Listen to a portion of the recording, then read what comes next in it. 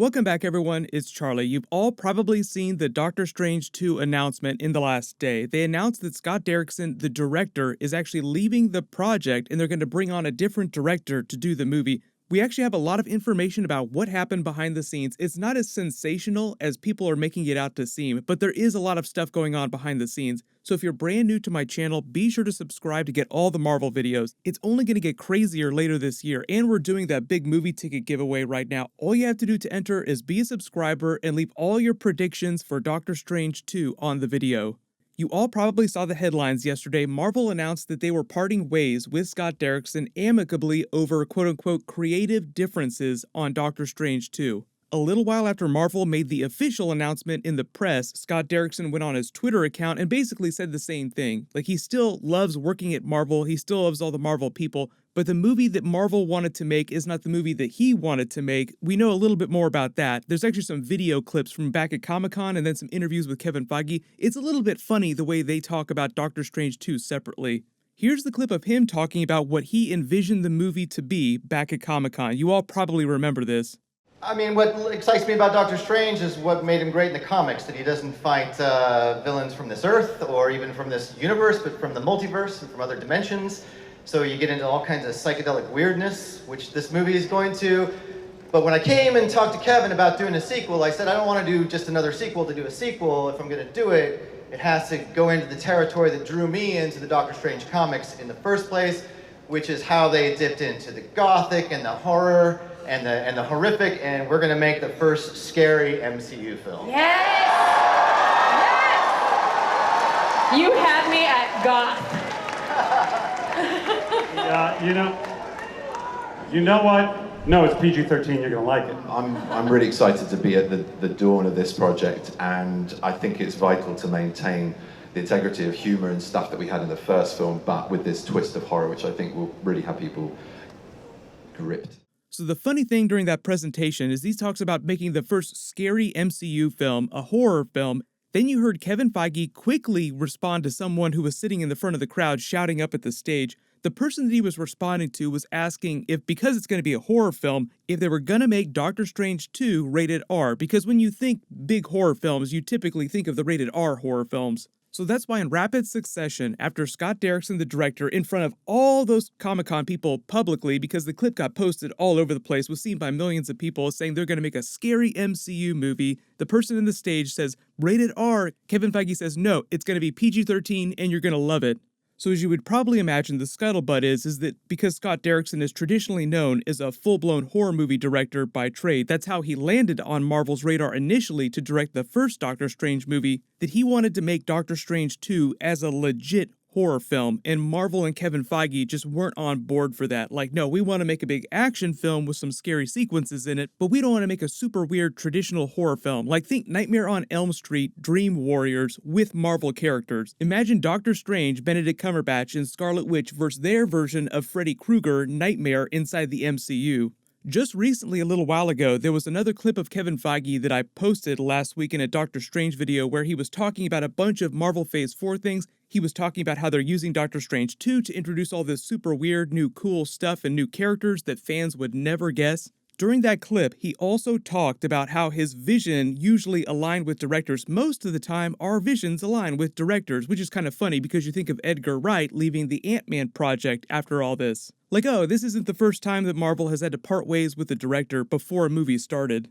But during the clip, when Kevin Feige is talking about Doctor Strange 2 being a scary MCU movie, he keeps referring to Steven Spielberg's Poltergeist as PG horror and Indiana Jones' Temple of Doom, like grabbing hearts from chests scary. PG-13 horror elements instead of what you would think of as a traditional rated R horror film, like the first It movie was a rated R horror film.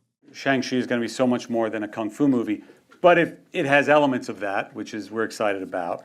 Multiverse of Madness is the greatest title we've ever come up with, by the way, which is one thing that's exciting about it.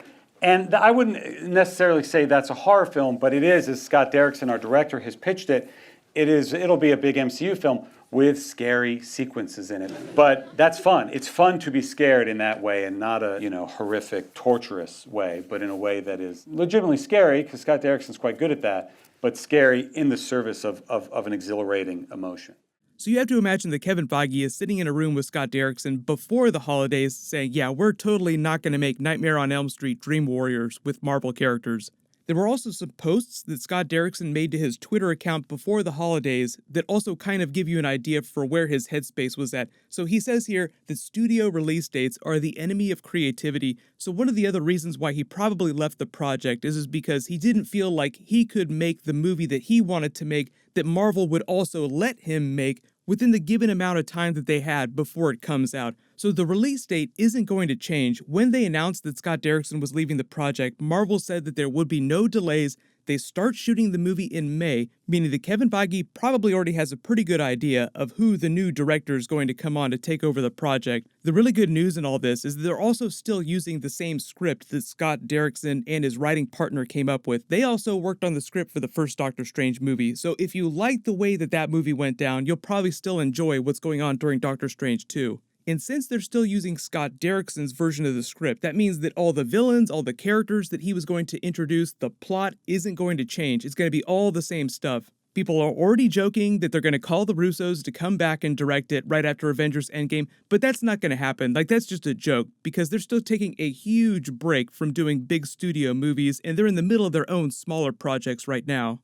The really good thing about Marvel Studios at this point is that their movie-making machine is so well-oiled and there's so much support on the production side of things that they don't really need a big-name director to come in, so I'm fine with whoever they get to take over the movie. Scott Derrickson is still going to stay on as an executive producer through the process, so just remember what happened when they parted ways with Edgar Wright before the first Ant-Man movie. They brought in Peyton Reed at the last minute. The Ant-Man movie was just fine. He's like a C-list character. They released it right after Avengers Age of Ultron. Doctor Strange, obviously, is a much bigger, much more popular character than Ant-Man. It would be really funny, though, if they try to get Sam Raimi to come back, because he has his roots in low-budget horror films, Evil Dead, Army of Darkness, Drag Me to Hell. He also did a small indie franchise called Spiderman back in the day. He also does really great work when he has a good script, so I totally don't blame him for the mess that Spider-Man 3 turned into. That was mostly the studio's fault and Sony for forcing too many villains into the movie.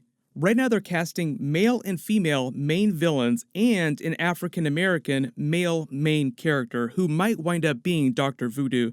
They even referenced Dr. Voodoo in the first Doctor Strange movie. When Caecilius assaults the Sanctum and kills that guy, that's actually the older brother of Dr. Voodoo in the MCU. So we knew they were probably going to introduce him at some point during the Doctor Strange franchise. It was just a question of when it was going to happen.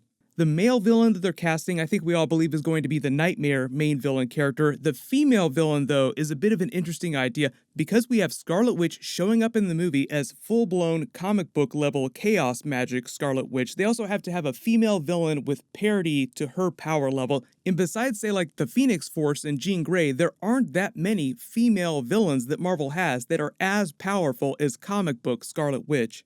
Best guesses right now are that it's either a brand new character, someone that they just create for the purposes of the film, or it winds up being full-blown Enchantress just because she's a character that they have not done yet.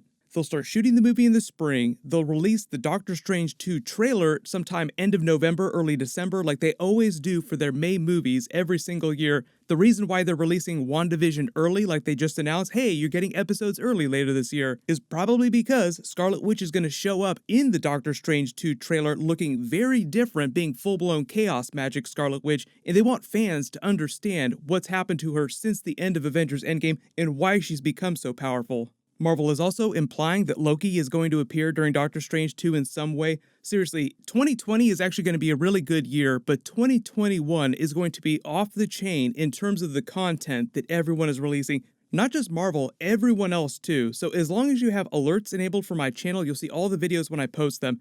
They're also releasing the first Venom Morbius trailer on Monday, so of course I'll do a video for that too. Now everyone, click here to learn about Batman himself, Christian Bale, showing up during Thor 4 Love and Thunder, and click here for all those other brand new Doctor Strange 2 videos with Kevin Feige talking about the movie. Thank you so much for watching. Everybody stay awesome. I'll see you guys tonight.